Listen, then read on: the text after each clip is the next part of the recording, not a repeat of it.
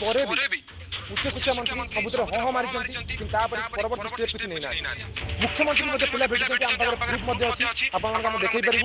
तापर कौन शुणी होनी आज पर्यटन पिला बेकार बुलूँ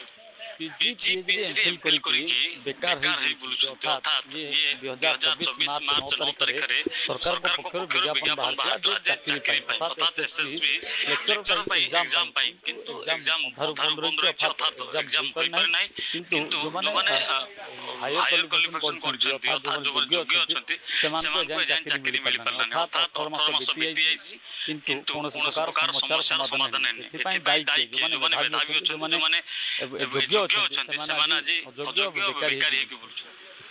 बर्तमान आपण मान माध्यम सरकार को कहबा चाहिए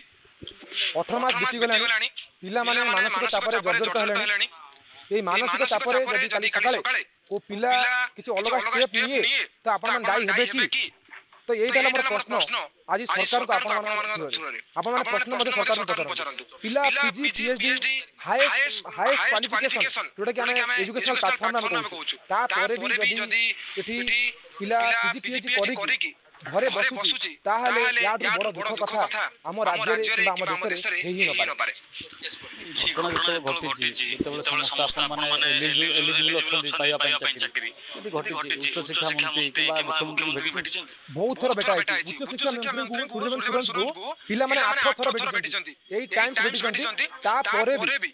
उच्च शिक्षा मंत्री सबुतरे हाँ मारी परवर्ती स्टेप किसी नहीं ना मुख्यमंत्री पिला भेटी आम प्रूफ अच्छी आप देखई पारू तापर कौन शुणी होनी आज पर्यटन पिला बेकार बुलूँ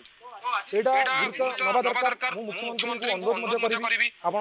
शिक्षा मंत्री अनुरोध करी आम दुख बुझंतु शिक्षित समाज आमे गरीब देश को कारण गोटे शिक्षक ही गोटे समाज गठन करे गोटे राज्य गठन करे गोटे राष्ट्र गठन करे आपन गोटे बुझियो पड़िबो आम दुख आपन सुनियो पड़िबो 22 तारिख काम करे जाऊ से स्टाइल दिया जाने आपन मन ना ना स्टाइल नहीं दिया देश के बहुत सारा प्रॉब्लम अछि टिकट भी कर दी सरकार जो काम गोटे पिला जाई खटुजी लेक्चर रे गोटे दिन सारा काम करछि कॉलेज रे ताको 10 टाका मिलुछि सेही काम को करिया पय रेगुलर गवर्नमेंट टीचर ताको 1 लाख टाका मिलुछि आपण डिफरेंस समझ गोटे पिला को तापर सेटिक रेस्पेक्ट मिलुनी गोटे पिला को सेटिक तार इंप्रूवमेंट मिलुनी काहे कि पिला गोटे एक्सपेक्ट रहइबो सर्वप्रथम आह्वान देबी समस्त शिक्षित युवक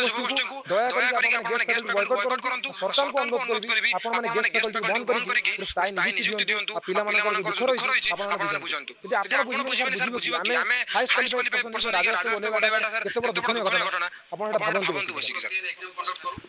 वर्तमान सरकार पुष्पा सुना 18 मास बीती गलानी आगु को निष्पत्ति आपण हमर आगामी निष्पत्ति रहिछि सेप्टेम्बर मास 22 तारिख मास्टर कैंडिडेट आरंभ करिकि लोअर पीएमजी पर्यंत से गोटे बहुत महान आंदोलन हबो जो पिला माने पीजी पास करछन्ति से पिला माने आसीबे समस्त गोटे हाथ रे बही धरि आसीबे और से माने बही धरि कि शांतिपूर्ण भाव रे आंदोलन करिवे तार जे यदि 5 दिन भीतर सरकार हमर कथा न सुनन ताले आंदोलन निश्चित भाव भविष्य गरुवा शिक्षक माने आज राजरास्ता कांकना समान कथा के सुनंते आपण सीधा किछि विजुअल देखुथिबे जो माने योग्य अछन समान को जाय चाकरी मिलि अर्थात समान एठी पाखा पाखी सहयोग उद्भव जो माने के आंदोलन अर्थात शामिल अछंती मैडम आंदोलन को समाधान नै जिवो आपण कोले 2016 अनुଯାयୀ से एग्जाम से बड़ी हो जाऊ एवं जो कथा जो 18 मास बीती गलानी कोन प्रकार पदक्षेप लिया जाउनी आगु को आपण निष्पत्ति नेबे आगे देखंतु कथा होसी 18 मास आपन लागु छोट समय कि गोटे मिनिट रे बहुत किछि परिवर्तन हो जाउछि शिक्षा अनुष्ठान गोटे प्रति वर्ष रे छात्र संख्या बढ़ुछि छात्र संख्या पास आउट पिला रहउचंती कि अलगा लाइन रे जाउछि बेसी देखि झियो हो के को बेसिकली प्रोफेसर हो कि शिक्षक जेटी हो एलटीआर को पीजीटी हो कि ओटीटी हो इस एग्जाम दोचो प्रस्तुत हो जाती वर्ष छात्र संख्या बढ़ुछि आमे कहू जे सेही स्टेज रहउछि जदि गोटे केस सॉल्व हेनी केसटा उठुनी जत आपण को आशा रखुनी नेक्स्ट टाइम तो सॉल्व हबनी यदि गवर्नमेंट को विश्वास करी आमे 18 पर विश्वास करी वोट होने देइछु आ इवन देखो हम जाइथिले हम भाई माने जाइथिले सार कर भी गोटे वीडियो अछि सार प्रतिश्रुति देइथिले के जेबे बुझिबी हां प्रतिश्रुति देइछन्ती से जेबे केस सॉल्व हो जिवो किंतु केस कोन से प्रकार सॉल्व हो नै अप्लाई करछन्ती सेमानकर बयस बढ़िबो बयस बढ़ि जिवो କିନ୍ତୁ ବୟସ ବଢିବା ସାଙ୍ଗରେ ଆମ ମାନସିକ ସ୍ତର ବି ଖରାପ ହେଇଗଲାଣି। ସବୁବେଳେ ପାଠ ପଢୁ 500 ବେକାରେ ବସୁ। ମାନସିକ ଆମ ପକେଟରୁ 2 ପଇସା ଆସୁ ହିଁ ନାହିଁ। ତ ମାନସିକ ସ୍ତର ଖରାପ ହେଲେ ଜଣେ ଶାନ୍ତି ମୁଣ୍ଡେ ପାଠ ପଢିବ କେମିତି? ତ ମୋର କହିବା ଆମେ ବହୁତ ଟାଇମ୍ ଦେଇଛୁ, ବହୁତ 6 ଥର ଡେଟ୍ ଗଲାଣି। ଆପଣ ଚେକ୍ କରିବେ। ଇଭେନ୍ ଆମେ ଏବେ ଭାବିଛୁ କି ରାଜରାସ୍ତା ନହେଲେ ଉପାୟ ନାହିଁ। ଆପଣ ଦେଖନ୍ତୁ 85,000 ପିଲା ଫର୍ମ ଫିଲ୍ଅପ୍ କଲେ ତାପରେ ଅଟକେଇ ଦେଲେ। ସେ ପିଲାମାନେ କୋଉ ଆଶାରେ ବସିଛନ୍ତି? କେସ୍ଟା ସଲ୍ଭ ହଉନାହିଁ। ତ କଣ ହେବ କୁହନ୍ତୁ? ତ ଭବିଷ୍ୟତ ଯଦି ଉଚ୍ଚ ଶିକ୍ଷିତ ପିଲା ଆଜି ଏମିତି ଆପଣ ଆଶା ରଖନ୍ତୁ ଭବିଷ୍ୟତ କଣ ହେବ? ଆଗ ଇକୋନୋମିକ୍ କଣ୍ଡିସନ ଖରାପ ହେଇଯିବ। ଇକୋନୋମିକ୍ କଣ୍ଡିସନ ମାନେ ଆଗକୁ ଆମ ବେକାରୀ ସଂଖ୍ୟା ବଢିବ। ଆଉ ଆଶା ରଖିଲେ ଆଉ ଭରସା ନାହିଁ ସରକାର ଉପରେ। ଦେଖୁଥିଲେ